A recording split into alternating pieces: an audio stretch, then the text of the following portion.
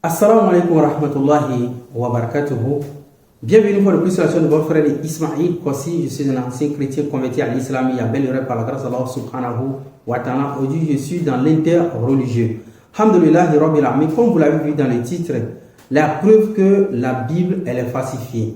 Du coup, si nous disons aux chrétiens que la Bible, elle est falsifiée, pour eux, c'est une accusation sans fondement. La personnalité de Jésus-Christ qui a vécu, qui a tenu des propos, mais ces propos nous ont été rapportés par des gens qui, entre parenthèses, qui se disent témoins oculaires des faits. Nous, la question que nous allons nous poser aujourd'hui, c'est de réellement vérifier si ces derniers ont rapporté de mot pour mot les propos de Jésus-Christ de bouche à l'oreille, Inch'Allah. Donc bienvenue à tous, Inch'Allah. Si vous ne vous êtes pas abonné, pensez à le faire. Ismail Kossi YouTube, Ismail Kossi Facebook, Ismail Kossi TikTok, Inch'Allah. Nous allons soumettre la Bible à une rude épreuve, voir réellement si ces derniers ont rapporté les propos, les faits, les gestes de Jésus-Christ mot pour mot, lettre par lettre.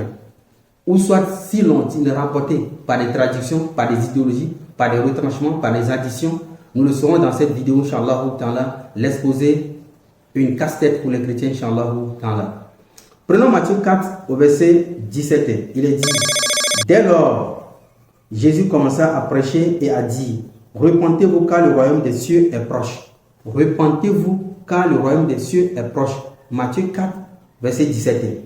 La même chose va être répétée dans Matthieu 3, va être dite plutôt dans Matthieu 3 au verset 2. La même chose a été dite par Jean-Baptiste, où il disait: repentez-vous car le royaume des cieux est proche.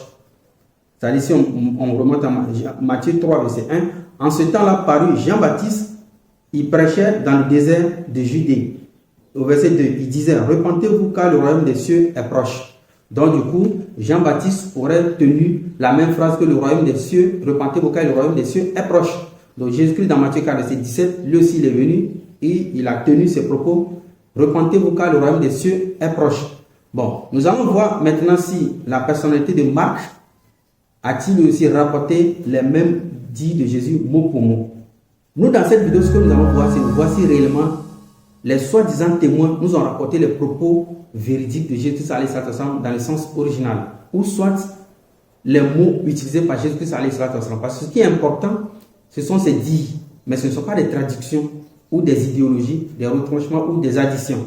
Prenons Marc 1 au verset 14. Il est dit: après que Jean eut été livré, Jésus alla dans la Galilée, il prêchait la bonne nouvelle de Dieu. Au verset 15. Et disait: le temps est accompli et le royaume de Dieu est proche. Repentez-vous et croyez à la bonne nouvelle. Au verset 15, il dit: et disait: le temps est accompli et le royaume de Dieu est proche. Là-bas, c'est repentez-vous car le royaume des cieux est proche. Ici, ce que nous avons posé comme problématique, et ça, les intellectuels, ceux qui connaissent la science de la critique textuelle, ou soit pour décrypter une parole ou un propos de quelqu'un, il faut obligatoirement chercher le mot que la personne a utilisé avant de les traduire peut-être à sa propre idéologie. Du coup, nous, ce que nous voulons décrypter ici, nous voulons savoir qu'est-ce que Jésus avait dit réellement. Parce que quand on dit le royaume des cieux est proche et le royaume de Dieu est proche, c'est deux choses différentes. Quand on dit le royaume de Dieu, c'est différent du royaume des cieux. Pourquoi? Quand on dit le royaume, ici le royaume des cieux, donc ici il y a royaume et il y a les cieux. Vous êtes d'accord avec moi? Ok. Ici par exemple, quand on dit royaume de Dieu, donc il y a royaume ici et il y a Dieu ici.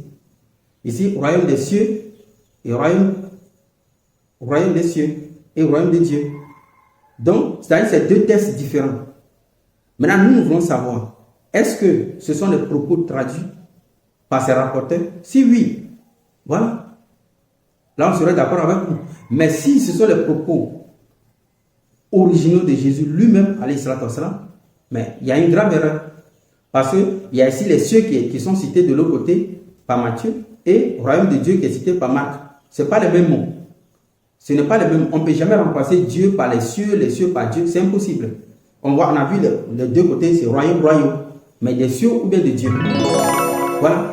De l'autre côté, il a dit le royaume des cieux est proche. De l'autre côté, il n'a pas dit le royaume des cieux est proche. Mais qu'est-ce qu'il a dit réellement?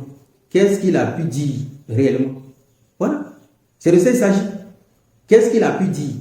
Alors, si nous nous basons sur ce principe, c'est parce que dans la Sourate 49, verset 6, alors qu'est-ce qu'il dit? Il dit, oh vous qui avez cru, si un pervers vous apporte une nouvelle, voyez bien, clair de crainte que par inadvertance, vous ne portiez atteinte à des gens et que vous ne regrettiez par la suite ce que vous avez fait.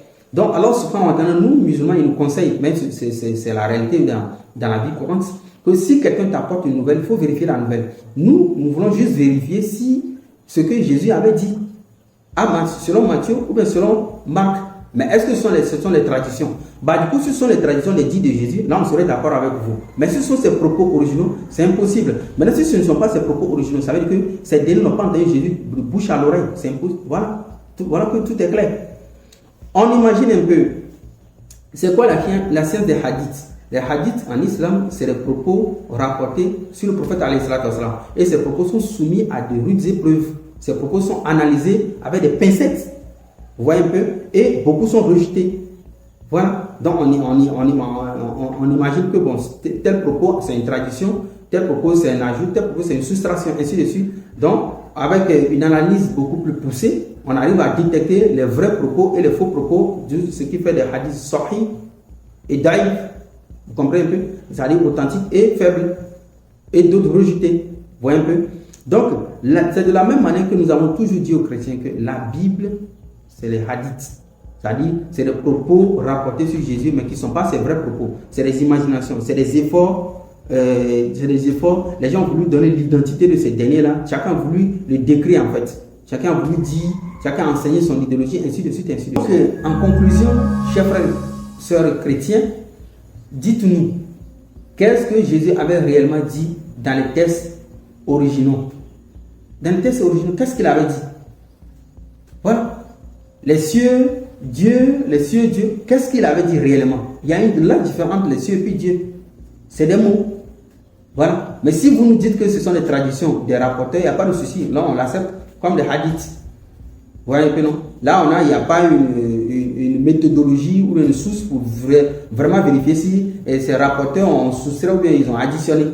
Du coup, la Bible reste un texte toujours douteux. Voilà. Donc, toute cette suspicion, elle plane sur elle. Vous comprenez?